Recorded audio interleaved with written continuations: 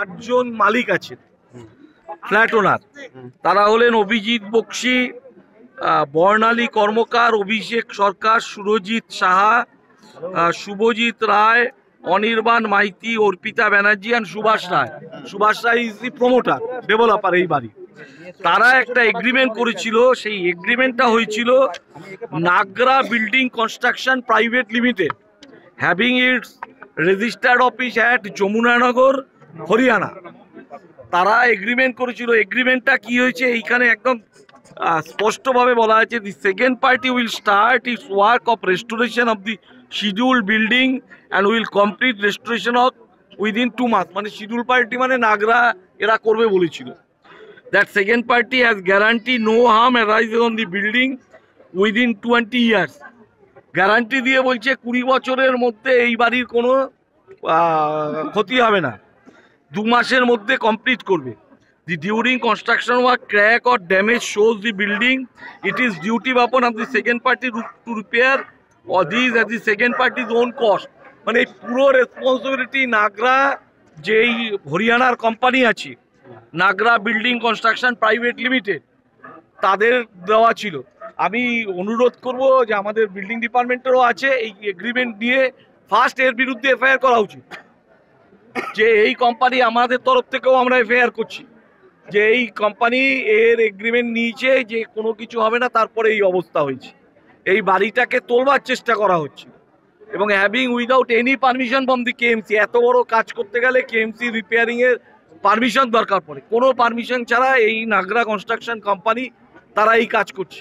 যারা এই হরিয়ানার company without any having any permission এবং যারা পুরোটা 100% সিওরিটি নিয়েছে, এদের বিরুদ্ধে আমি ডিজিকেও বলবো এবং আমাদের যারা বাড়ির মালিক যারা এগ্রিমেন্ট করেছে তাদেরকেও বলবো এদের বিরুদ্ধে এফআইআর করা। গাফিলতি বা ইয়ে বলতে পারেন প্রমোটার, তিনি না জানিয়ে এদেরকে হায়ার করলেন এবং সবথেকে বড় কথা দেখুন কয়েক বছরের মধ্যে বিল্ডিং হেলে যেতে দুটো জিনিসের মধ্যে দুটো রেসপন্সিবিলিটি আছে। এক তো রেসপন্সিবিলিটি অফ দ্য প্রমোটার, যে বিল্ডিং তৈরি হওয়ার 4-5 বছরের মধ্যে কেন বিল্ডিংটা হেলে যাবে, তার জন্য প্রমোটার সম্পূর্ণভাবে দায়ী। আর দ্বিতীয়টা যারা এগ্রিমেন্ট করেছে তারা এই all flat owners including the developer, because ডেভেলপারের নিজেরও এখানে একটা ফ্ল্যাট আছে, এরা মিলে নাগরার সাথে বিল্ডিং কনস্ট্রাকশন কোম্পানির সাথে এগ্রিমেন্ট করেছে যে পুরো কাজটা করে দেবে। এই নাগরা কনস্ট্রাকশনও তাদের রেসপন্সিবিলিটি তারা অস্বীকার করতে পারে না, কারণ তারা 100% গ্যারান্টি দিয়েছে। আপনাদেরকে আমি ক্লজগুলি পড়ে পড়ে শোনালাম যে 100% গ্যারান্টি দিয়েছে। অবশ্যই আমার যতদূর জানা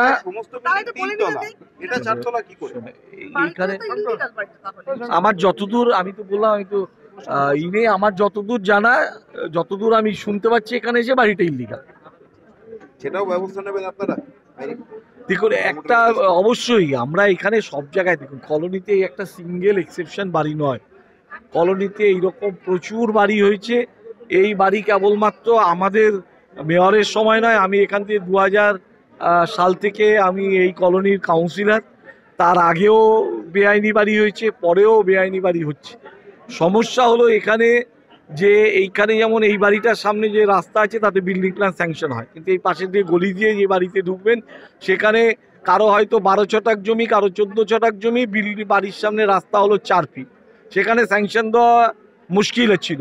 তো এখন পুরসভার পক্ষ থেকে আমরা কলোনির জমিতে যাদের কম জমি আছে তাদেরকে রুল রিল্যাক্সেশন দিয়ে আমরা বলছি, ভাই তোমরা স্যাংশন বাড়ি করো।